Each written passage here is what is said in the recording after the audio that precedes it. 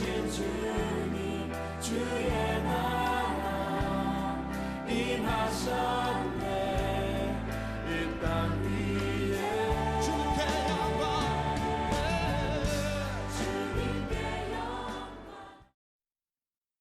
기독교는 한마디로 예수 그리스도를 따르는 무리들의 모임입니다.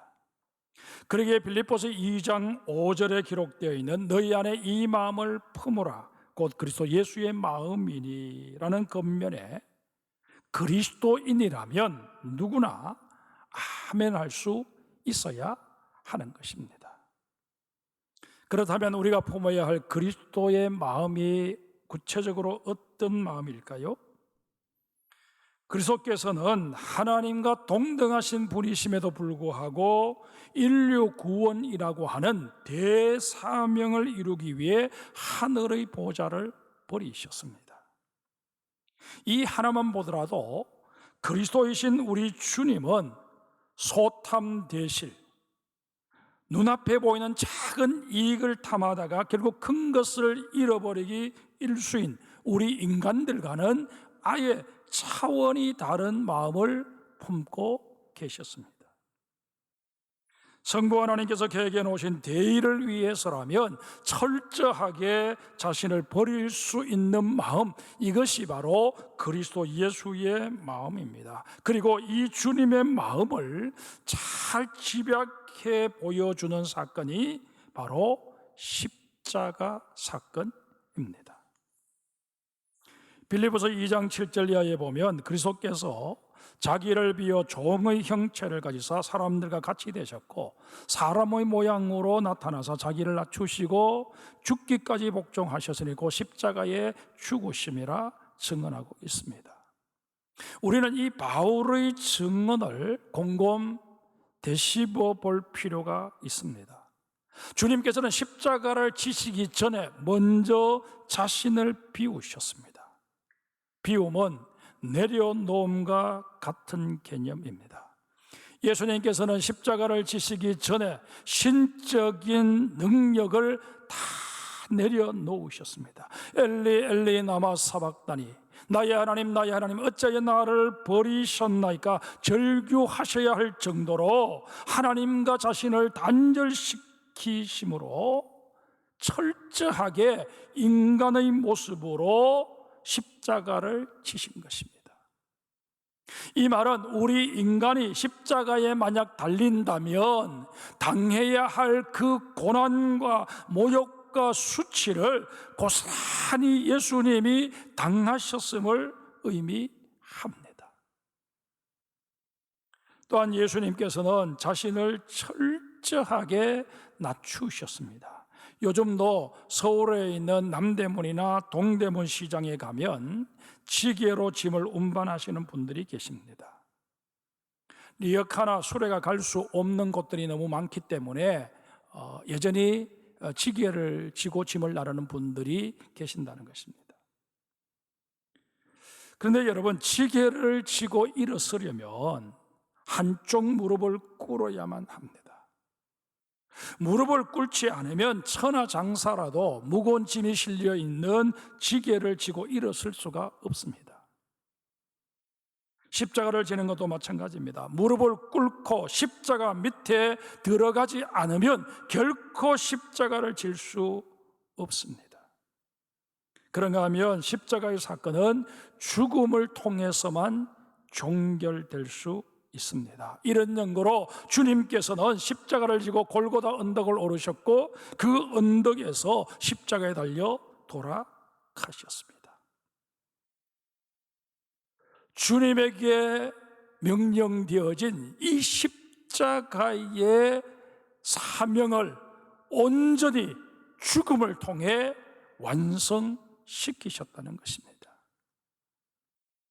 예수님께서는 자신을 내려놓는 일부터 시작해서 자신을 온전히 십자가에 못 박는 일까지 온전히 수용하셨습니다. 따라서 우리가 예수님의 마음을 품는다라고 할 때 그 의미는 십자가를 지는 것으로 기결될 수밖에 없습니다. 내 몫의 십자가는 지려고 하지 않으면서 나는 주님의 제자다, 나는 주님과 늘 동행하고 살아간다, 그렇게 말하는 것 자체가 어불성설이요 거짓말일 가능성이 대단히 높습니다. 그런데 문제는 주님의 마음을 품고 주님을 따라 산다는 것이 결코 만만치 않다는 데 우리의 고민이 있습니다. 오죽하면 사도 바울 같은 대사도도 내가 이미 얻었다 함도 아니요 온전히 이루었다 함도 아니라 오직 내가 그리스도 예수께 잡힌 바 된 그것을 잡으려고 달려가노라 선언하며 자신의 삶은 여전히 미완일 수밖에 없음을 고백했겠습니까? 십자가를 지고 산다는 것은 내가 그리스도인임을 드러내기 위해서 십자가 목걸이를 하고 다니는 것 정도가 아닙니다. 자동차에 십자가를 매달고 다니고 차 뒤편에 그리스도인임을 드러내고자 물고기 스티커를 붙이고 다닌다고 해서 될 일이 아니라는 말씀입니다. 20세기를 대표하는 신학자 가운데 칼 바르트라고 하는 신학자가 있습니다. 그가 말하기를 십자가에는 죄 지은 인간을 참아 버릴 수 없어 오히려 아들을 버리시는 하나님의 아픔이 녹아 있다. 뿐만 아니라 죄인들을 위해 희생 제물이 되라는 아버지의 명령에 기꺼이 순종하는 성자 예수님의 헌신이 담겨져 있다라고 말합니다.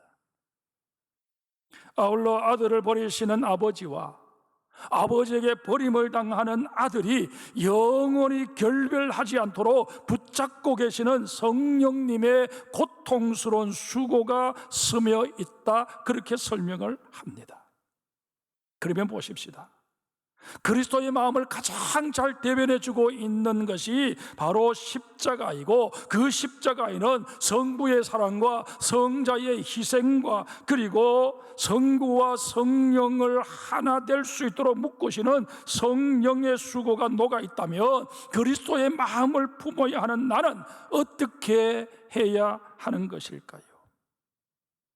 당연히 내 몫의 십자가를 지되 그 십자가에도 이 세 가지가 담기도록 애써야 함이 마땅할 것입니다.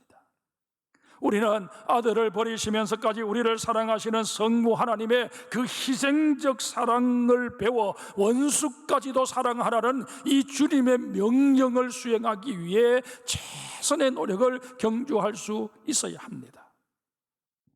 뿐만 아니라 하나님의 명령이기에 십자가의 고통까지 마다하지 않으신 성자 예수님의 그 순종을 닮아 죽도록 충성하기를 날마다 소원하고 결단할 수 있어야 할 것입니다. 아울러 버리고 버림받는 그 현장에서 성부와 성자를 화해시키고자 고통당하셨던 성령님의 도우심을 받아 우리 역시 화해의 현장에서 모든 사람들을 화해케 하는 피스메이커의 수고를 기꺼이 감내하고자 하는 그런 결단들이 있어야 할 것입니다. 그런데 여러분, 성경을 깊이 읽어보면 우리가 져야 할 십자가는 결코 고난이나 고행이 아님을 깨닫게 됩니다. 해마다 고난주간이 되면 세계 곳곳에서 예수님의 십자가 고통을 재현하는 행사가 열리곤 합니다. 그 가운데 한 곳이 바로 가까이 있는 필리핀에 있는 센트럴 루존 섬 팜팡가입니다. 필리핀은 여러분이 아시다시피 90%가 카톨릭 신자 아닙니까? 그런데 독실한 카톨릭 신자들 중에는 예수님께서 당하셨던 그 십자가 처형을 직접 체험하는 것이 진정한 회개요 헌신이다, 그렇게 생각하고 자신을 십자가에 못 박는 사람들이 종종 있습니다. 그 십자가 처형을 경험한 사람들의 말을 빌리면 십자가에 달려 극심한 고통을 견디노라면 자신의 죄가 씻어지는 것 같은 느낌을 받게 된다, 그렇게 증언합니다. 그러나 이것은 어디까지나 그 사람의 생각이고 느낌일 뿐입니다. 성경 그 어디에서도 제사함을 받기 위해 고행을 자처해야 된다, 십자가에 자신을 스스로 그렇게 육신적으로 매달아야 한다 가르치고 있지 않습니다.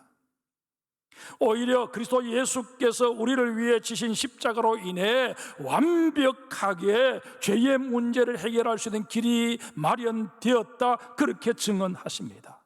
이런 까닭에 우리가 져야 할 십자가는 제사함 받은 사실을 기뻐하며 지는 감격의 십자가가 되어야 합니다.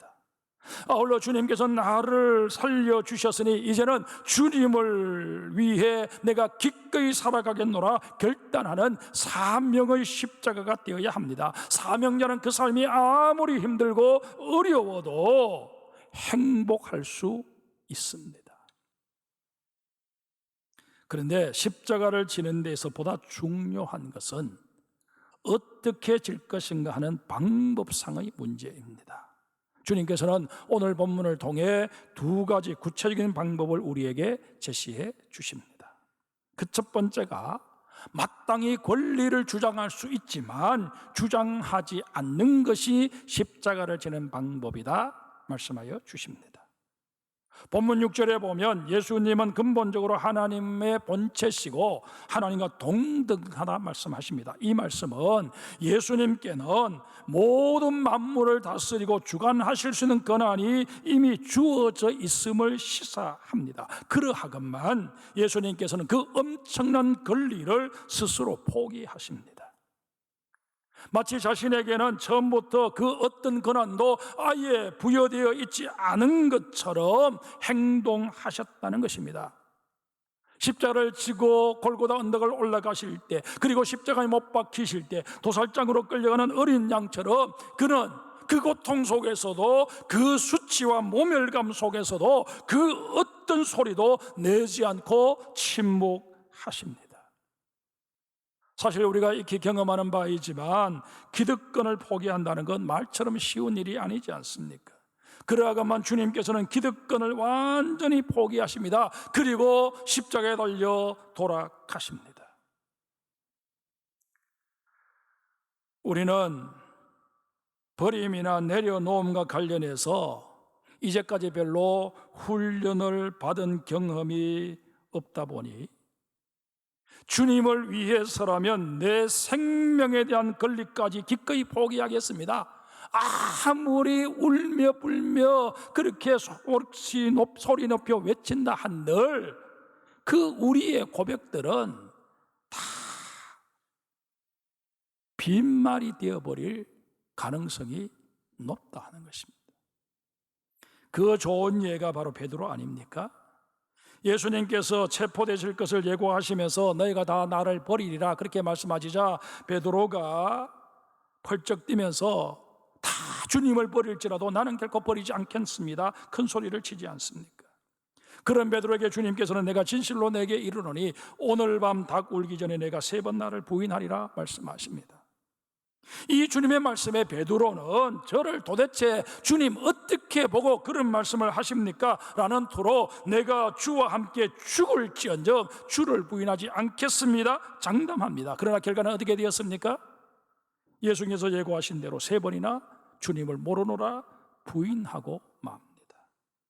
이게 자기 포기를 훈련받지 못한 인간이 보일 수밖에 없는 보편적인 모습입니다. 우리는 베드로를 흉보고 앉아있을 것이 아니라 나도 그런 상황에 내몰리게 되면 그와 같은 행동을 취할 수밖에 없는 연약한 존재, 훈련되지 못한 존재임을 인정해야만 할 것입니다. 내가 가진 작은 권리부터 상대방을 위해 포기하는 훈련을 지금부터라도 시작하십시다. 남편들은 아내를 위해서 자신이 가졌던 권리 중에 작은 것 하나라도 이제 포기하는 훈련을 하십시다. 아내들 역시 남편을 위해서 자신이 고집해왔던 권리 하나를 기꺼이 내려놓는 훈련을 하십시다. 이렇게 작은 것부터 내려놓는 훈련을 하다 보면 어느덧 십자가를 지고 주님을 따라가고 있는 자신을 발견하게 될 것입니다. 아침 이슬같이 임하는 하나님의 은혜가 나를 그렇게 변화시켜 주는 것입니다. 여러분, 하루아침에 우리가 180도 바뀔 수는 없지 않겠습니까? 그러나 말씀을 묵상하는 가운데, 말씀을 듣는 가운데 주님 주시는 깨달음을 하나하나 실천해 가노라면 어린아이들의 키가 그냥 눈에 보이지는 않지만 1년 지나고 2년 지나면 부쩍 자라 있는 것처럼, 원래 입혔던 옷이 내년에는 다시 입힐 수 없는 그런 몸이 되는 것처럼 우리도 영적으로 그렇게 성장해 가게 될 것입니다. 두 번째로, 주님께서는 하지 않아도 될 일, 당하지 않아도 될 일을 자처하는 것이 십자가를 지는 삶이라고 말씀하십니다. 빌립보서 2장 7절 8절에 보면 예수님께서는 굳이 그렇게 하지 않으셔도 전혀 문제될 것이 없으셨음에도 불구하고 자기를 비워 종의 형체를 가지시고 자기를 낮추시고 십자가의 희생 제물이 되셨다 증언하고 있습니다. 십자가의 형벌은 그 당시 집행되던 형벌들 가운데 가장 악랄한 형벌이었습니다. 한번 생각해 보십시오. 살아있는 사람을 못으로 박아 나무에 매달아 말려 죽이니 그 고통이 얼마나 극심했겠습니까? 죄 없으신 예수님께서는 이런 십자가의 고통을 받으셔야 할 이유가 전혀 없으셨습니다. 그러나 예수님께서는 묵묵히 그 고난을 감내하셨습니다. 야외 극장에서 예수님의 생애를 공연하는 연극단이 있었습니다. 이 연극단은 공연이 없을 때는 연극에 사용되는 소품들을 진열해서 관광객들에게 보여주고 수익을 거두곤 했습니다. 근데 그 소품들 가운데는 실물 크기 그대로 제작되어 있는 십자가도 있었습니다. 한 번은 관광차 온 남자가 소품으로 진열되어 있는 십자가를 지고 사진을 한번 찍어봐야 되겠다 싶어서 그 십자가를 메었습니다. 그런데 너무 무거워서 몇 초도 버티기가 어려웠습니다. 그때 마침 연극단에서 30년 넘게 예수님의 배역을 맡아온 배우가 팬 서비스 차원에서 관람객들을 찾아왔습니다. 그래서 이 여행객이 그 배우를 향해 불평 섞인 한마디를 합니다. 아니, 당신이 하는 것은 한낱 연극일 뿐인데 무슨 십자가를 이렇게 무겁게 만들어서 우리가 한번 접보지도 못하게 이렇게 만들어 놓았단 말이에요. 이 말에 그 배우는 이렇게 대답을 했습니다. 내가 힘들다고 십자가의 무게를 가볍게 할 경우, 십자가의 무게를 직접 느끼지 못하는 나는 예수님의 고통을 제대로 표현해내지 못할 것입니다. 오늘날 우리의 문제는 편의주의에 너무 깊이 젖어 있다는 것입니다. 그저 매사를 적당하게 편하게 넘기려고 한다는 것입니다. 그러나 분명히 말씀드리건대 이런 자세로는 십자가를 제대로 지기가 불가능합니다. 일상생활 속에서 누군가를 위해 한 걸음만이라도 더 걷고자 하는, 희생과 고생을 자처하는 그런 마음이 절실하게 요구되는 때입니다. 천리길도 한 걸음부터라는 말처럼 큰 일을 실천할 수 있으려면 일상생활 속에서 일어나는 지극히 소소한 일들을 통해 자기 희생, 자기 헌신의 훈련들을 해야만 합니다. 십자가는 고난의 상징인 동시에 영광의 상징입니다. 그래서 우리에게 더 의미가 있는 것입니다. 빌립보서 2장 9절 이하에 보면 하나님께서는 기꺼이 십자가를 지신 예수 그리스도를 지극히 높여 주십니다. 또한 모든 존재들로 하여금 그 앞에 무릎을 꿇게 만드시고 예수님을 향해 주라 시인하도록 만드십니다. 우리가 예수 그리스도를 닮아 십자가를 지고자 나 자신을 계속 쳐서 복종시켜 갈 때 하나님께서는 우리에게도 이런 존귀하게 되는 은혜를 베풀어 주시겠다 약속하십니다. 의사로서 편안한 삶을 살 수 있었음에도 불구하고 브라질 오지로 가서 선교 사역을 감당했던 멜란드라고 하는 선교사 부부가 있습니다. 이들은 5번이나 그 호칭이 바뀐 인물들입니다. 이들이 폴리오라고 하는 인디오 마을에 처음 도착했을 때 그 인디언들은 이 낯선 이방인들을 그저 백인이라고, 자기들과는 다른 그런 백인이라고 불렀습니다. 이 호칭에는 백인이라는 존재는 언제나 우리를 괴롭히고 약탈하는 그런 종족이라는 좋지 못한 감정이 고스란히 실려 있는 호칭이었습니다. 그런데 몇 년이 지난 후에는 이들에 대한 호칭이 바뀌었습니다. 인디언들은 그들을 존경하는 백인이라 그렇게 불렀습니다. 이들이 백인인 것은 사실이지만 자신들이 알고 있는 그 백인의 이미지와는 전혀 다르다는 것입니다. 그리고는 또 몇 년이 흘렀습니다. 이제 선교사 부부는 인디언들의 언어를 통달해서 아무런 어려움 없이 의사소통을 할 수 있게 되었습니다. 그들의 옷을 입고 그들의 생활 습성을 따라 함께 어울려 살았습니다. 인디언들은 이들을 백인 인디언이라고 불러주었습니다.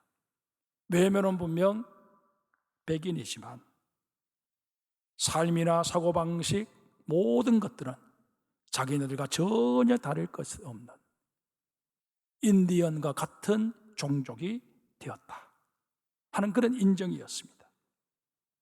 그러던 어느 날 이 멜란드 선교사가 손을 심하게 다친 인디언 소년을 치료해 주게 되었습니다. 치료를 하다가 보니까 발이 너무 더러워서 대야에 물을 떠와서 그 어린아이의 발을 씻어 주었습니다. 그 광경을 지켜보고 있던 인디언들은 멜란드 선교사 부부를 하나님이 우리에게 보내주신 천사다 그렇게 말하며 하늘의 천사라고 그들을 부르기 시작했습니다. 세월이 더 흐른 지금은 인디언들이 이 멜란드 선교사 부부를 브라질의 성자라고 부르고 있습니다. 사랑하는 성도 여러분, 내 몫의 십자가를 지지 않고서는 그 누구도 주님을 따르는 그리스도인이 될 수 없습니다. 하나님께서 우리를 높여주시고 싶으셔도 우리가 높아질 수 없는 그런 존재가 되고 말 것입니다. 십자가는 꼭 크고 무거워야만 의미를 갖는 것은 아닐 것입니다. 이 멜란드 선교사처럼 자신의 전생을 하나님을 위해 온전히 내어 드려야만 우리는 비로소 십자가를 졌다 그렇게 말할 수 있는 것도 아닐 것입니다.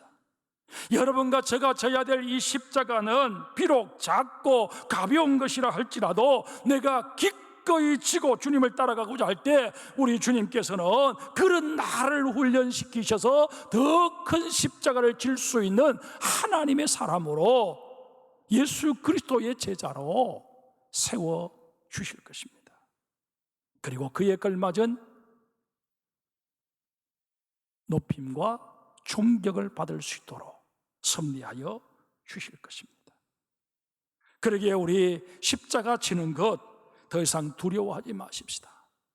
십자가 지는 것 더 이상 주저하지 마십시다. 이 설교 후에 십자가를 지고 주를 따라갑니다 찬송을 부르게 될 터인데 이 찬송가 가사 한 절 한 절 한 구절 구절이 나의 신앙 고백과 결단이 될 수 있기를 간절히 소망합니다. 정말 주님 앞에서 다시 한번 내 몫의 십자가를 지겠습니다 서원하는 우리 장성의 모든 성도들 되시기를 주의 이름으로 축복합니다. 기도하십시다.